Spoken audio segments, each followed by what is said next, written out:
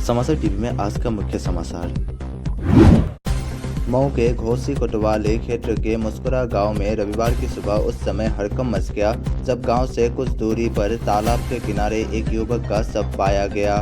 युवक का शव तालाब के किनारे देखने के बाद ग्रामीणों ने उसकी पहचान कर परिजनों को सूचना दी। सूचना मिलते ही मौके पर पहुंची पुलिस आसपास के लोगों से पूछताछ के बाद जांच पड़ताल में जुटी रही। वही आवश्यक कार्रवाई पर शव को पोस्टमार्टम के लिए जिला अस्पताल भिजवाया गया। मऊ के रानीपुर थाना क्षेत्र के कुरहट गांव स्थित प्राथमिक स्वास्थ्य केंद्र के एक कमरे में युवक का शव लटकता हुआ मिलने से सनसनी मच गई। सूचना मिलते ही मौके पर अपर पुलिस अधीक्षक महेश सिंह रात्रि, दक्षिण टोला थाना पुलिस, रानीपुर थाना पुलिस और मोहम्मदाबाद गोहना थाना पुलिस पहुंचकर जांच पड़ताल में जुट गई।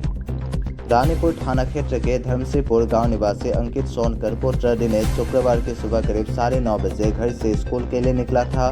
देर शाम तक छात्र के घर वापस नहीं आने पर परिजन स्कूल पहुंचे, जहां पर सीसीटीवी को खंगाला गया, जिसमें युवक के स्कूल नहीं आने की जानकारी सामने आई। भागलपुर के नवगछिया के इस्माइलपुर में गंगा नदी के तेज बहाव में जल संसाधन विभाग के चीफ इंजीनियर बह गए। हालांकि समय रहते उन्हें सकुशल बाहर निकाल लिया गया, वो बाल बच गए। बताया जा रहा है कि शनिवार को इंजीनियर अनवर जमील गंगा नदी में हुए कटाव का निरीक्षण करने गए थे। अचानक पानी के तेज दबाव के कारण उनकी बोट कहल गांव की ओर बहने लगी। उसी दौरान उनका फोन बजा और एक झटके के कारण वो बोट से पानी में गिर गए। हालांकि मौके पर मौजूद टीम ने तुरंत कार्रवाई करते हुए उन्हें सुरक्षित निकाल लिया, जिससे उनकी जान बच गई। घटना के बाद उनकी हालत कुछ समय के लिए खराब हो गई थी। इसके बाद उनका प्राथमिक उपचार किया गया और उनकी हालत सुरक्षित है।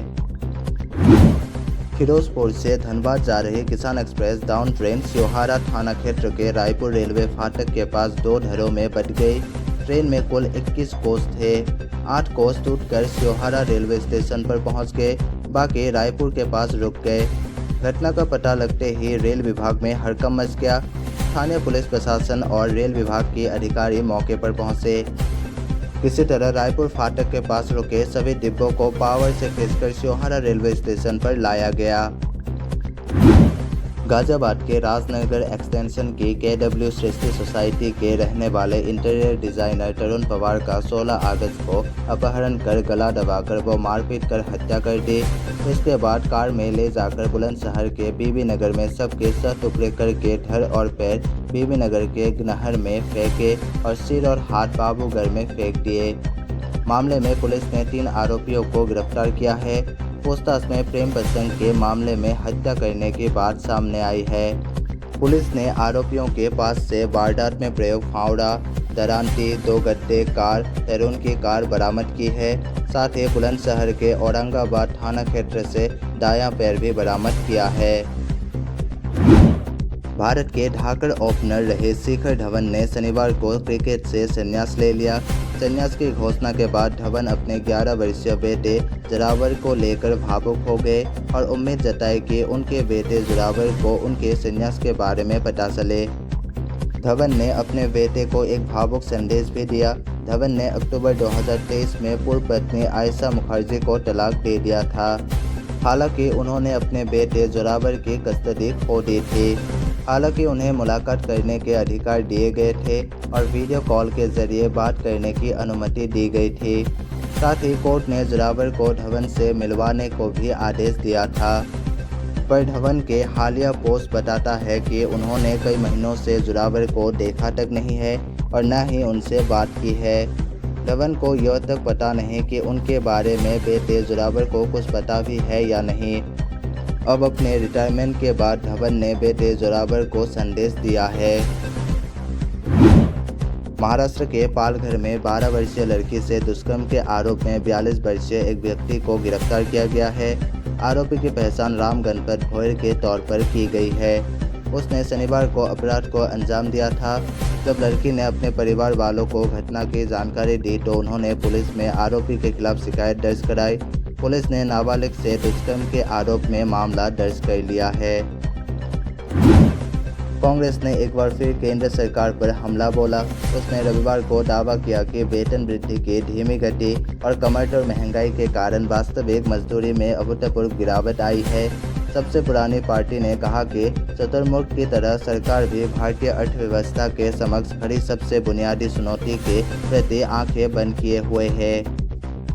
कांग्रेस के संसार प्रभारी महासचिव जयराम रमेश ने कहा कि एक जाने माने ब्रोकरेज फर्म की नई रिपोर्ट ने एक बार फिर उस सच्चाई पर प्रकाश डाला है जिसे केंद्र सरकार लगातार नकारती रही है कि भारत में वास्तविक घरेलू आय में लगातार गिरावट आ रही है।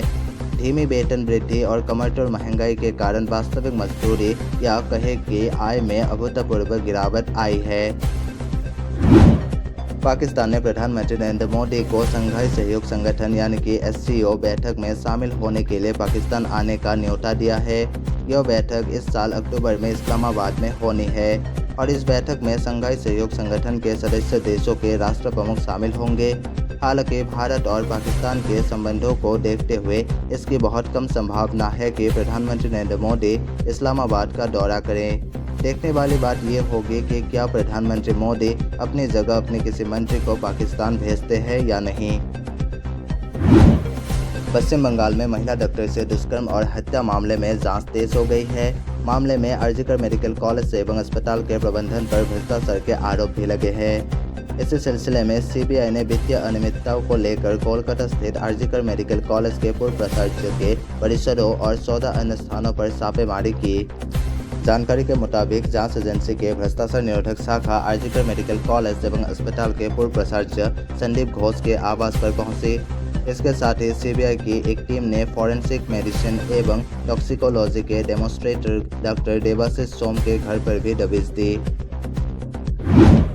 कोलकाता के आरजीकर मेडिकल कॉलेज में डॉक्टर की दुष्कर्म के बाद हत्या के मामले में अब बंगाल फिल्म इंडस्ट्री के सितारे भी विरोध में उतर गए हैं। फिल्मी सितारे की मांग है कि इस घटना के विरोध में कोलकाता प्रशासन को जिम्मेदारी लेनी चाहिए। Paschim Bengal motion pictures artist forum भी शनिवार को विरोध प्रदर्शन में शामिल हुआ। मूसलाधार बारिश से हिमाचल प्रदेश से लेकर उत्तराखंड, राजस्थान और गुजरात समेत देश के कई राज्यों में जनजीवन अस्त व्यस्त हो गया है। राजस्थान के जालोर जिले में भारी बारिश के चलते पहाड़ी झरने के तेज बहाव में 5 लोग बह गए, जिसमें से एक महिला की मौत हो गई। त्रिपुरा में बाढ़ प्रभावित इलाकों में बचाव अभियान के दौरान 2 लोगों की जान चली गई। मध्य प्रदेश के उज्जैन में क्षिप्रा नदी का जलस्तर बढ़ने से रामघाट पर मौजूद मंदिर जलमग्न हो गए।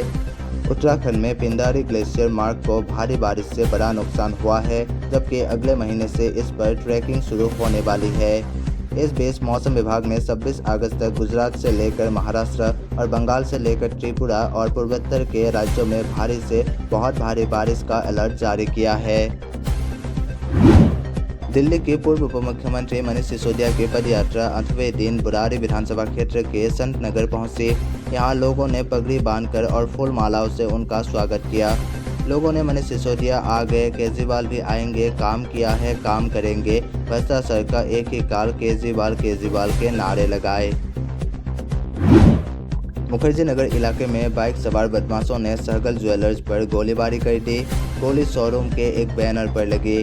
गोलीबारी करने के बाद बदमाश शोरूम के बाहर एक चिट्ठी फेंककर फरार हो गए। इसमें ज्वेलर से 1 करोड़ रुपए की रंगदारी मांगी है। मौके पर पहुंची पुलिस को शोरूम के बाहर कारतूस का खोल बरामद हुआ। मौके से एक चिट्ठी भी मिली। इसमें बदमाशों ने खुद को बम्बीहा गैंग का बदमाश बताते हुए रुपए न देने पर व्यवसायी को जान से मारने की धमकी दी गई है। मामला दर्ज कर पुलिस छानबीन में जुट गई है।